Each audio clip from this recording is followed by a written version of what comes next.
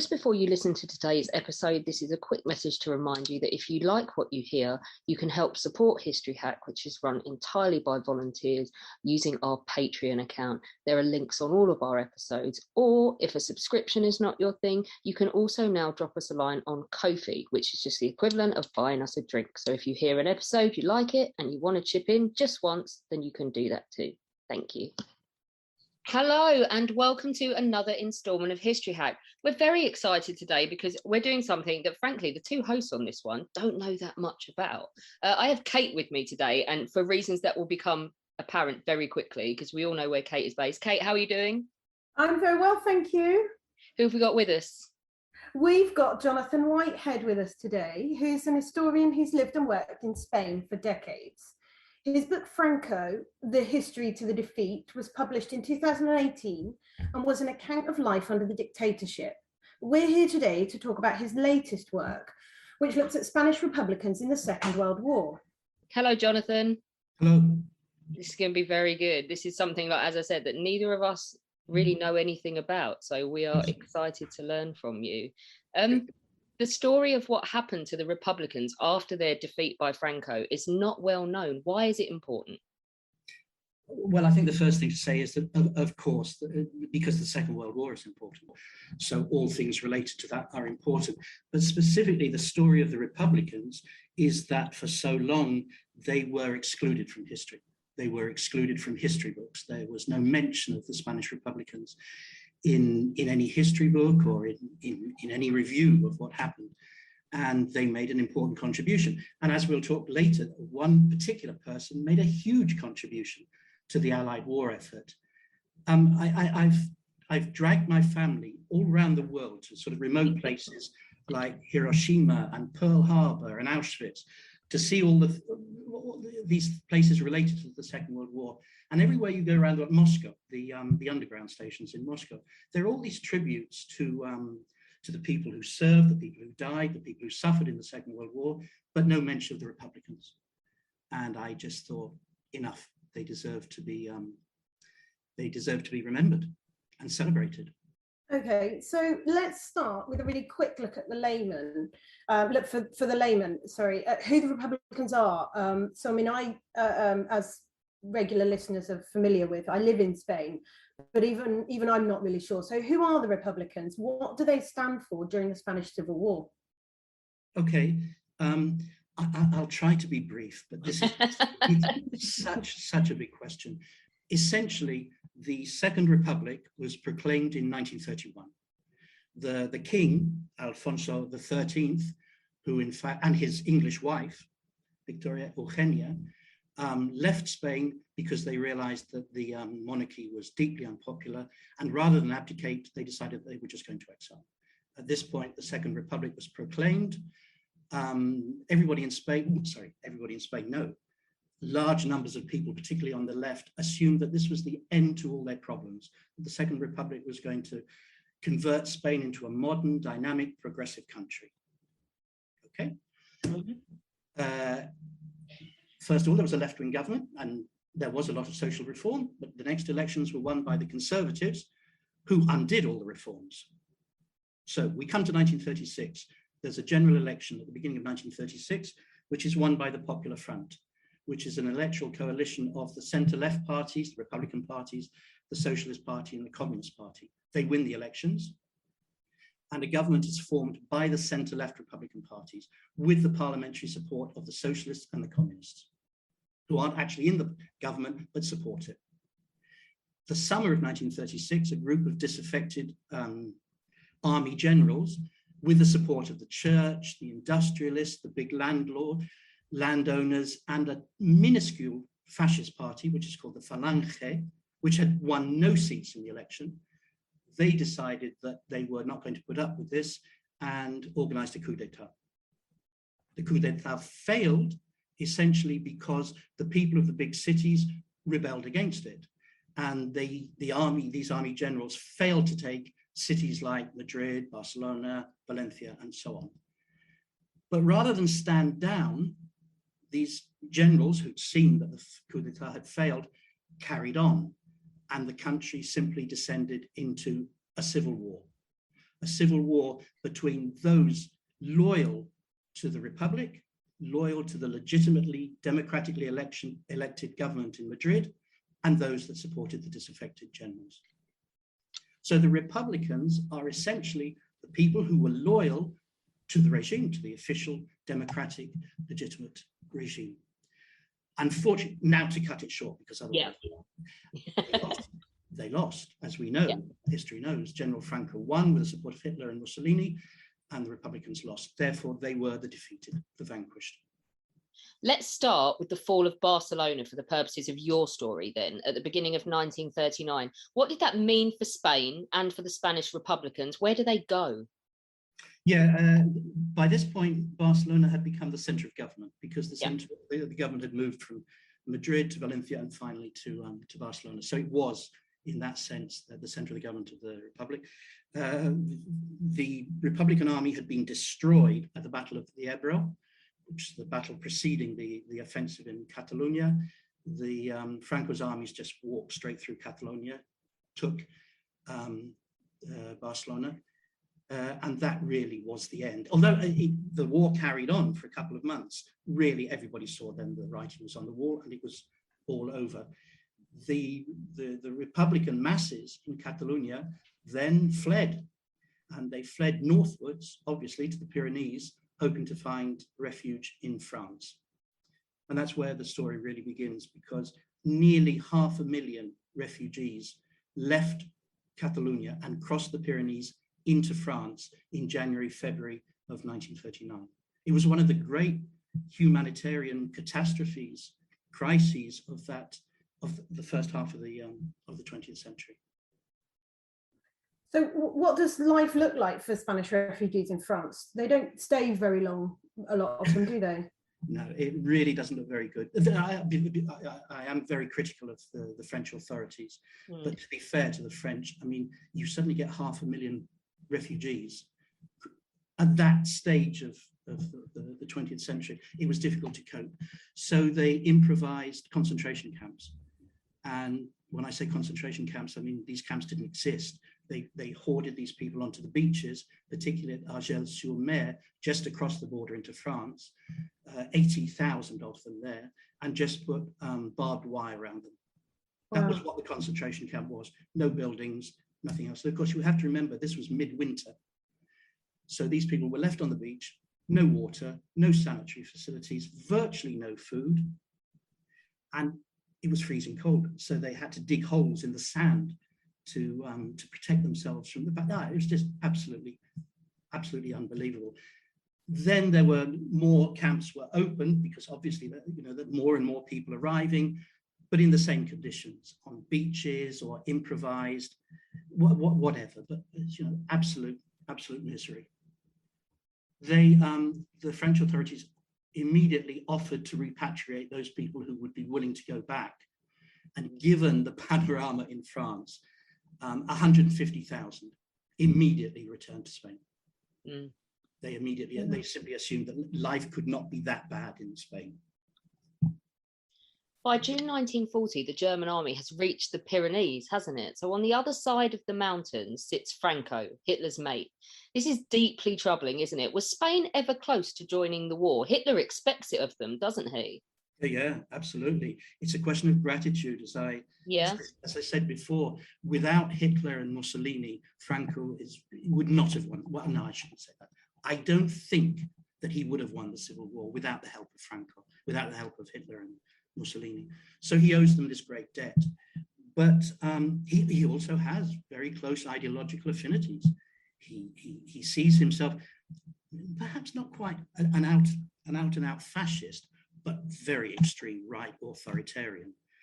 And as well, he's tempted. He wants to recreate the Spanish Empire in North Africa. He thinks that if he joins with the Germans and the Italians, he'll be given compensation in North Africa. And of course, he also wants to win back Gibraltar. Gibraltar cannot be forgotten. He also feels that if he sides with the Germans, they will help him recover. So he's very close to it. On the other hand, there are things that worry him.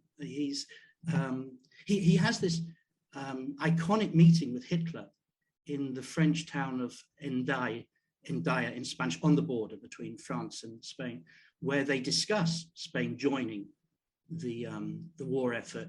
And both men are extremely frustrated, Hitler and Franco, because neither can actually get guarantees from the other of what they want. And that's really the crunch point where Franco decides that he's not going to join the war effort, but he is very, very tempted. If the Germans had offered him what he wanted, then he would have declared war on Britain. And yet the Spanish Republicans elected to fight. How did that come about, and why? Surely that's renewing the fight against fascism. Yeah. I don't think the Republicans, at this stage, a lot of the Republicans that were still in France had left the camps. Okay, and they had joined, they were working in industry, they were working in agriculture, they were filling the gap of young Frenchmen who'd been conscripted because of the approach of the Second World War. Okay, and they also joined special labor groups that were employed to help with the preparations. There were special regiments set up by the French to supplement the French army and so on. So the Spanish people were beginning to spread out. They'd spread out from the camps. Okay, for them, the Second World War wasn't a new war. It was simply an extension of what they'd been fighting before. They didn't see themselves as having a choice. It was just the natural thing. In fact, they didn't refer to the Spanish Civil War as the Spanish Civil War. They referred to it as the Spanish War, the first battle, the first fight against international fascism. It's interesting, the French, actually, I'm jumping the gun. I'm sorry, I'm going too far. It's getting overexcited. It's okay, we'll get there. Okay, let's have a look at some of the various experiences then of Spanish Republicans during the Second World War. Let's start with Dunkirk, because there are Spaniards evacuated from Dunkirk and also who serve in Norway as well. So this is the early part of the war. How does that come about? Yeah, so some of the Spanish Republicans who had actually joined the French army, the French Foreign Legion, these work groups that were acting as supplementary sappers and so on for the French army, followed the French army to Dunkirk, and therefore were evacuated with them. Not very many, to be fair, but at the same time, a lot of French Republicans still in the south of France had joined the French Foreign Legion as a way out of the camp. Sorry, there's just so many things that I have to say. Sorry. You have to remember as well that these people were battle-hardened veterans. They were really, really good soldiers. They'd been fighting for 3 years in very difficult conditions, and they were very, very good soldiers. So they were welcomed with open arms by the French Foreign Legion. When the British and the French took the decision to occupy Norway, the French decided that they would use a division of the French Foreign Legion in the attack on Norway. And that's really how the Spanish Republicans ended up in Norway. They were transferred as part of the Foreign Legion into France, from North Africa into France, and then to Britain. And then from Britain, they went to Norway. And they fought along with the British, and very successfully. As I say, brilliant soldiers, recklessly courageous. But then, as we know, the operations in Norway were cancelled. They were cancelled because the Germans at this point were ready to attack France. And so the British and the French decided the time had come to pull out of Norway and to concentrate their efforts in France, in the Battle of France. Okay, and then enter Ian Fleming of James Bond fame and Operation Goldeneye. What's that about? Goldeneye is, if you like, an umbrella operation. It's so we really have to now fast forward. Yeah. So the Germans occupy France. They divide France into the two zones. The southern zone being the Vichy, where the Vichy regime was, and a large number of the Republicans were there in the south of Spain, south of France, in the Vichy area. But of course, at this point, the Germans had reached the Pyrenees. The Germans were there. And so the British intelligence forces panicked because they were aware. Maybe today we're not quite so aware of just how important Gibraltar was. But in the Second World War, Gibraltar was absolutely crucial. It was the gateway to the Mediterranean, and Britain was dependent upon the supply bases at Malta, at the Suez Canal, and so on. So Gibraltar was absolutely fundamental. And so when Hitler reached the Pyrenees, the British intelligence services panicked. If he took Gibraltar, that would be a critical setback for the British.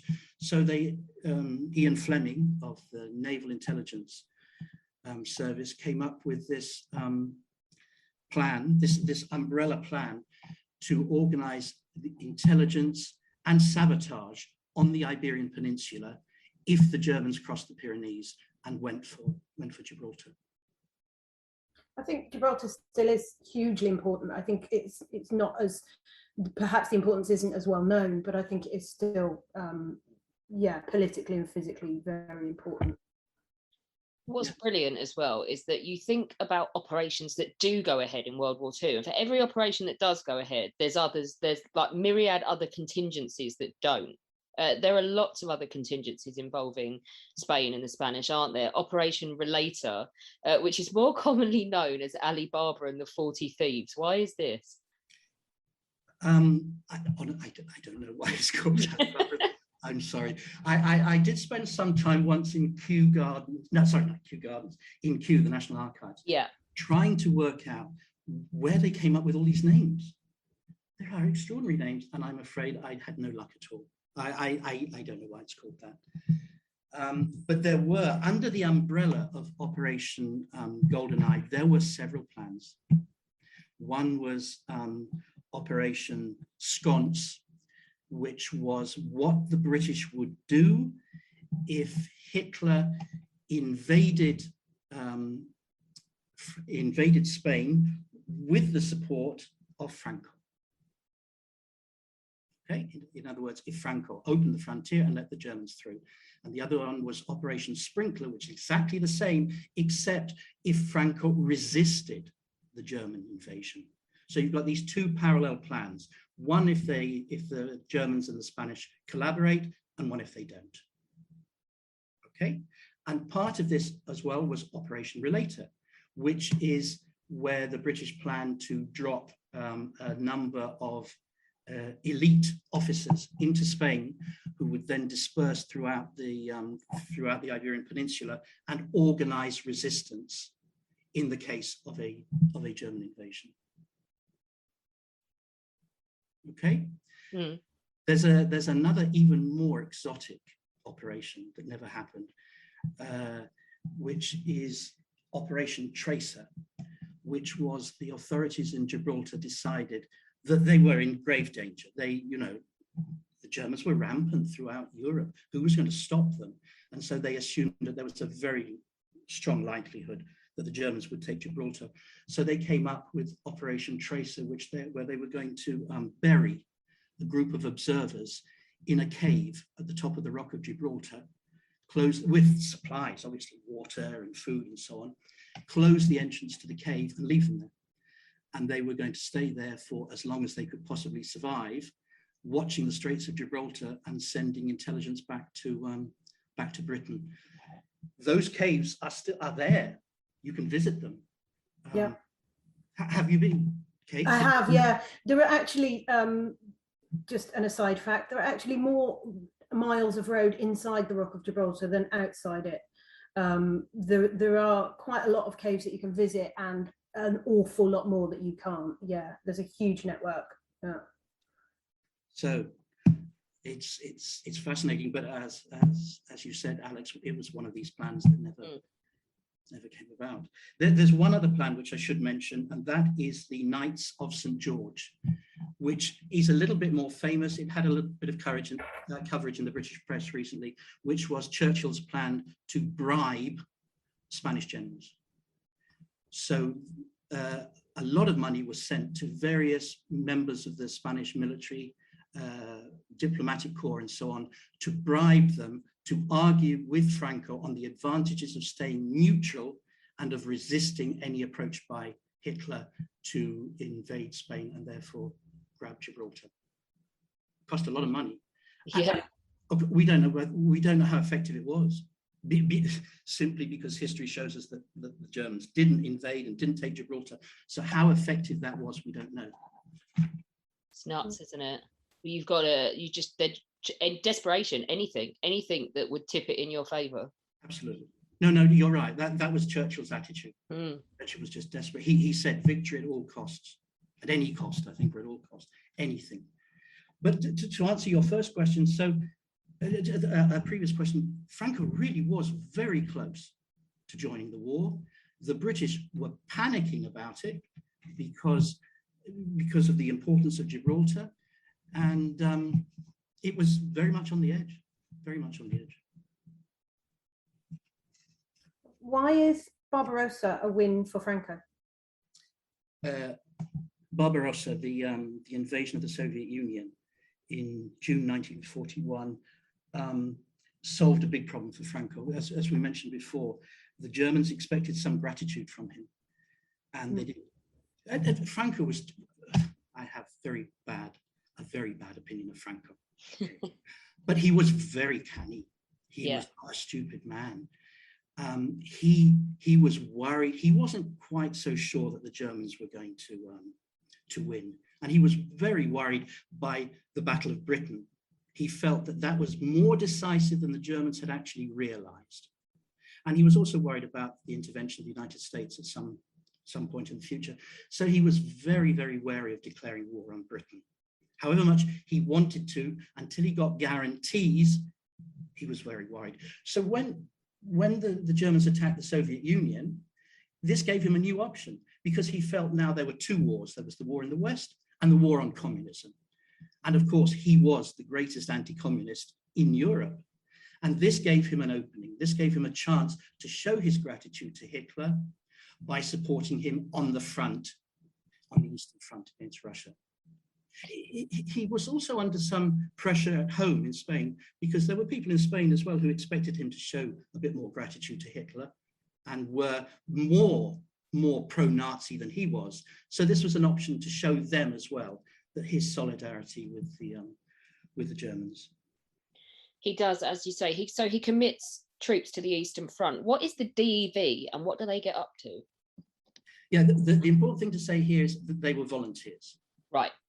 But you're never quite sure in a dictatorship like Franco's dictatorship. Absolutely, yeah. Volunteers and who aren't volunteers, but officially they were volunteers. It is the División Española de Voluntarios, the Spanish volunteer division. And immediately after Barbarossa, the dictatorship makes a call for people to volunteer to go and fight with the Germans. And there's a big answer, 18,000 people enroll immediately to go and fight. So there's quite a response to it. And off they go. They're known as the Blue Division because they were given the uniform in Spain, which involved a blue shirt. And the blue shirt was the symbol of the fascist party. Like there was the black shirts and the brown shirts and so on. Well, in Spain, it was the blue shirts. So they were equipped with these blue shirts, and therefore they became known as the Blue Division. So they got to Bavaria. They were trained. They took an oath of allegiance to Hitler. They were given Wehrmacht uniforms, and they were sent to Moscow. They were going to liberate Moscow. On the way to Moscow, they were diverted. They were sent to Leningrad, and they spent the war participating in the siege of Leningrad. That was where the División Azul was based. Okay, the siege of Leningrad lasted 900 days. The population of Leningrad, of course, is now St. Petersburg. Leningrad, the siege lasted 900 days. The people were reduced to starvation, cold, disease, but they resisted. The División Azul, again, this is the second time I've said it, but they fought with reckless courage. They're just not frightened of death. The Germans couldn't believe it. Hitler, in a conversation, said that he was desperate about the Spanish because they were dirty, untidy, always late, and couldn't even clean their own rifles, but were brilliant soldiers. And that the SS fighting in the siege said that they always wanted their flanks covered by the Division Azul, because here were people that they could trust to fight to the last man. So that was the Division Azul. So the anecdotes that you've got about the Spaniards in the Soviet army and the Spanish airmen too, haven't you? Will you tell us about those? Yeah, sure. So there were two different groups of Republicans in the Soviet Union. There were those that had gone to the Soviet Union for training. So in the military schools, in the Air Force schools and so on. And there were all the academies rather than schools, sorry. And there were also the Communist Party leadership that had left Spain into France across the Pyrenees at the time of the defeat, who were evacuated then to the Soviet Union. So there were these two groups. The pilots who were doing their training in the academy there were involved in one particular anecdote, which is worthy of note, and that is that when Stalin was invited to attend the conference at Tehran with Churchill and Roosevelt, he was terrified of flying. So they took him as close as they possibly could within the Soviet Union to Baku, which is now in Azerbaijan. That's the one. Thank you very much. They got him as close to Tehran as possible, and then they flew him from there to Tehran. And it was there was a group of Spanish pilots that accompanied him to Tehran. Okay, and when they arrived in Tehran, he was extremely grateful, and he wanted to thank them to show his gratitude. So he went over to where these pilots had landed, and they were just standing around, and he gave his thanks and said, "But why are you wearing your pajamas?" There is another story which says not pajamas, your underwear, but it's the same point. In other words, these people were, in such poor conditions, they didn't even have a uniform, and there they were flying the guard so immediately Stalin ordered that these people should be given a proper uniform at the very least. Person with the worst Spanish in the room has landed this. Brilliant. Who was Juan Pujol Garcia, and why is he important? Okay. He was a Catalan. He was, during the Spanish Civil War, he was conscripted into the Republican Army.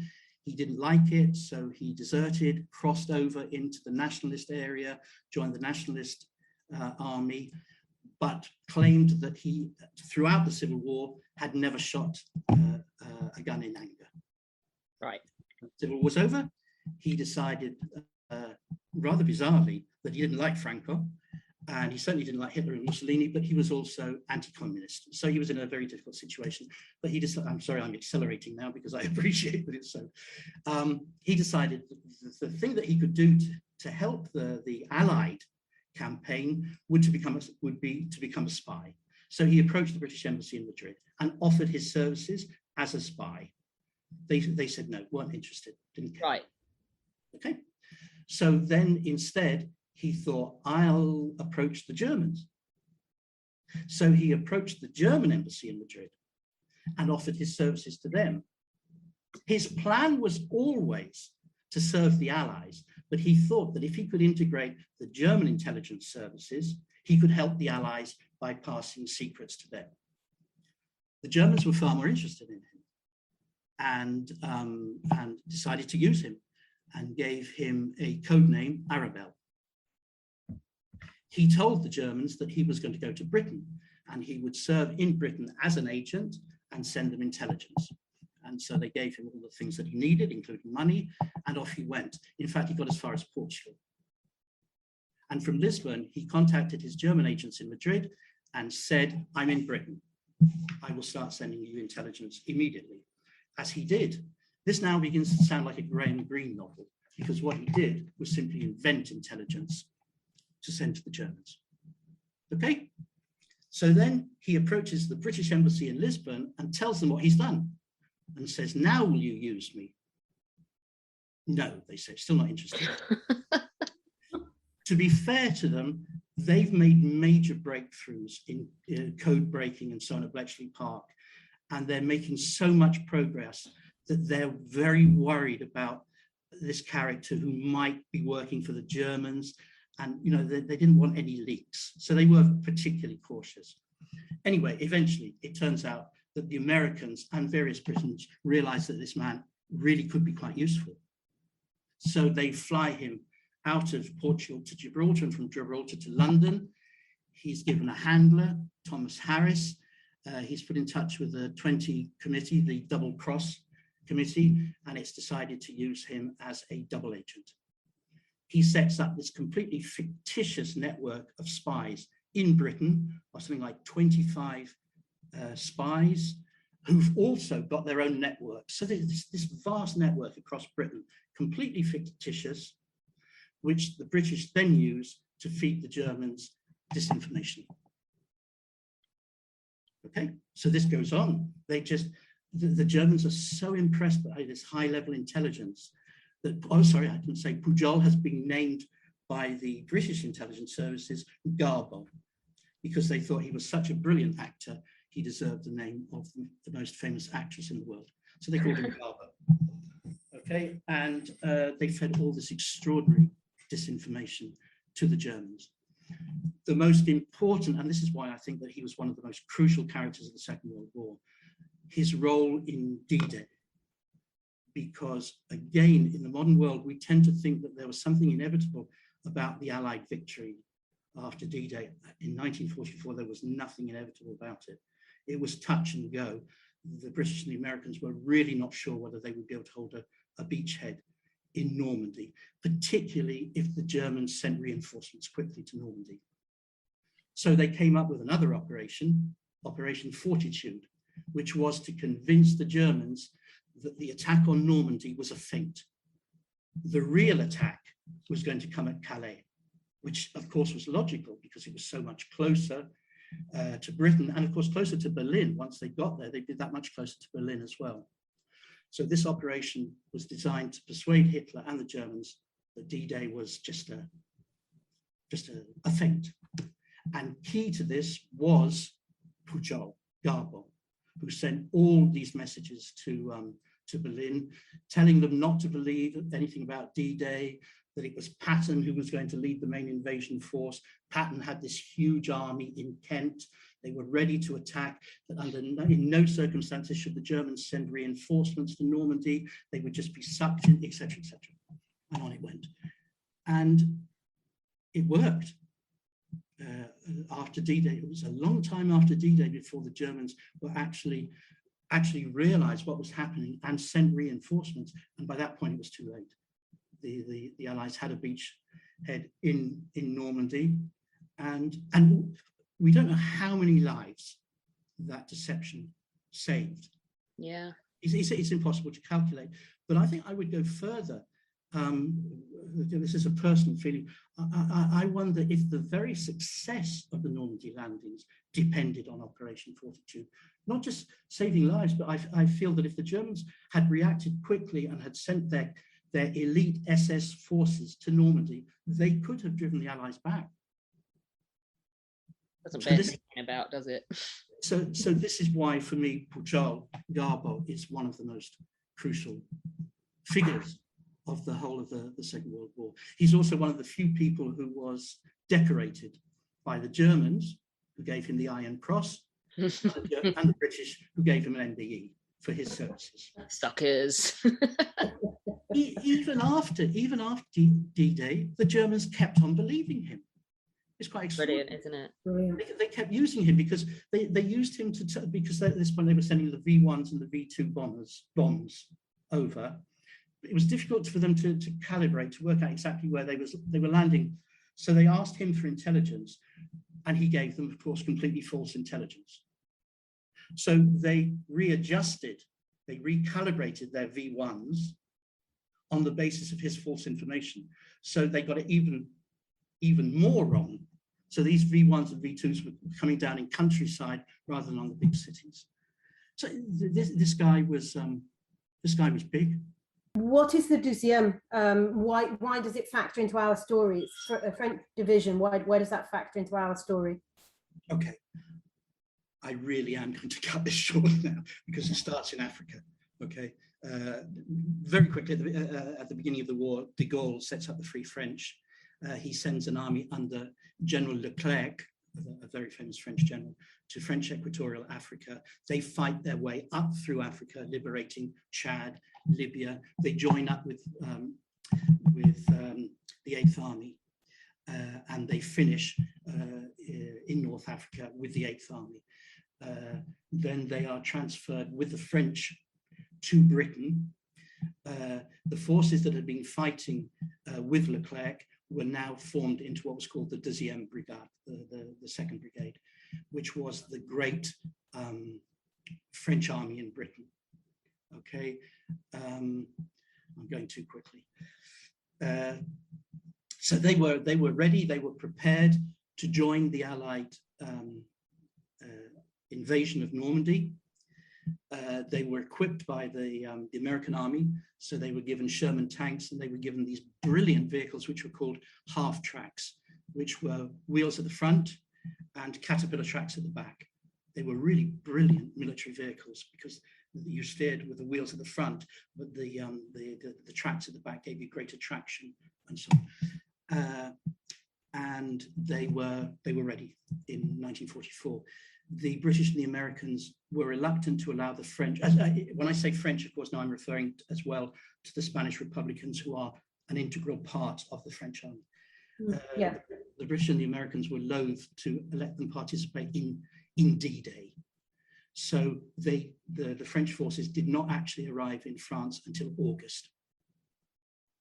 Okay, their priority, of course, is the liberation of France, and that begins with the liberation of Paris.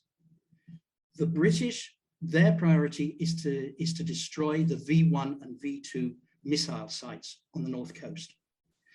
And the priority of the Americans, Eisenhower, the commander, was to get to Berlin as quickly as possible. So they weren't interested in Paris. De Gaulle negotiated and said, no, we must take Paris. And Eisenhower very generously said that he would allow a French force, French regiments, to liberate Paris. It was a very generous thing for him to do. So that's how it happened. So the deuxième blindé, the second armored division, heads directly for Paris. Okay, so the end of August, they're ready. The French resistance rise up in the center of Paris, and the deuxième blindé think that it's urgent for them to get into France as quickly as possible to make contact with the resistance. So they send a company, and I think it's random. I don't know. I can't believe there was anything else. They chose the 9th Company, La Nueve, which was made up almost entirely of Spanish Republicans. The commander, Captain Dron, was French, but the troops were Spanish. And so they were ordered as quickly as possible to get into the center of Paris and make contact with the resistance. So the first Allied troops to get into Paris, almost in the sense of to liberate Paris, were Spanish Republicans, who drove through with these half tracks, waving Spanish Republican flags, singing Spanish songs, etc. And they made the first contact with the French resistance, which is extraordinary. It really is. I think we should just quickly pay tribute to Rafael Gomez Nieto too, because he comes up in your book, and that was quite something else. Who was he, and what did he say about his role in all of this? Yeah, so if you like, he's a symbol, because he was the last surviving member of this company, La Nueve, the ninth company, and he died last year in Strasbourg, 2020, of COVID, coronavirus. Bloody COVID. Yeah, well, he was, inevitably, he was in a residence And so it was very sad. But he is a symbol. He's everything. He fought in the Spanish Civil War. He fought at this vital battle of the Ebro. He crossed the Pyrenees with the refugees when they left in 39. He was incarcerated on the beach in Argel-sur-Mer. He escaped. He went to North Africa with his father. He joined the French forces in North Africa. He was transferred to Britain with the Deuxième Blindé. He landed on the beaches as part of Patton's army, and he was one of the first, literally the first, into the center of Paris to make contact with the resistance. Having done that with the rest of his company, he then continued, because the war hadn't finished. So he ended his war in Berchtesgaden, in Hitler's eagle's nest. They got that far before the Germans surrendered. So he was actually in Hitler's eagle nest when the surrender was announced. And he appropriated a tea set and a chess set, which he had until his dying day, which he kept very proudly with him. For all that, I mean, this man a hero? I mean, the great fighting fascism for 9 years. Yeah. He was asked by a journalist towards the end of his life to define war. And he said, war, he said, people kill, people die, it's horrible. That's all he had to say about war. No glory, no honor, no, just horrible. He sounds like quite the man. That's why I wanted to mention him. So finally, let's talk about the Battle of Val d'Aran. It's the culmination of Republican involvement in the Second World War, isn't it? Yes, it is. So the Spanish Republicans have been very active in the French resistance. In fact, I mean, more than anything else, they almost initiated it, because at the beginning, the French were quite ambiguous about this, because they in the south of France, because they weren't sure about Pétain and the Vichy regime. They weren't absolutely sure whether this was that bad, whereas the Spanish knew it was bad. The Spanish just wanted to fight fascism wherever it was, whoever was, they just wanted to fight. But so the French resistance developed, of course. These forces were fundamental in liberating southwest France, because the Allies never reached southwest France. So there were no Allied armies there. So it was the resistance with the French Republicans who liberated southwest France. So towards the autumn of 1944, there are 10,000 heavily armed, by now incredibly battle-hardened Republicans ready to take on Franco. Okay, they assumed, rightly or wrongly, that the Allies were going to help them. They thought they'd helped the Allies. They simply assumed that the Allies would liberate Spain. They defeated Hitler, they defeated Mussolini. Roosevelt had made a promise that the Americans would leave not a vestige of fascism, not a vestige of dictatorships in Europe. So there it was, Madrid, Franco, fascist dictatorship. But they decided that they needed to nudge the Allies. So what they thought they would do was to establish a bridgehead across the Pyrenees. So they chose a place called the Val d'Aran. If you ever want a holiday and you like mountains, I can strongly recommend the Valley of Aran, the Val d'Aran. It is one of the most beautiful places in Spain, right at the top of the Pyrenees. It's very popular now for skiing resorts and so on. But the advantage of this place was that it was very easy to access it from France, but very difficult to access it from Catalonia and Spain. So the idea was that they would invade, the Republicans would invade the Val d'Aran, take it, and hold it, and almost suck in the Allied armies.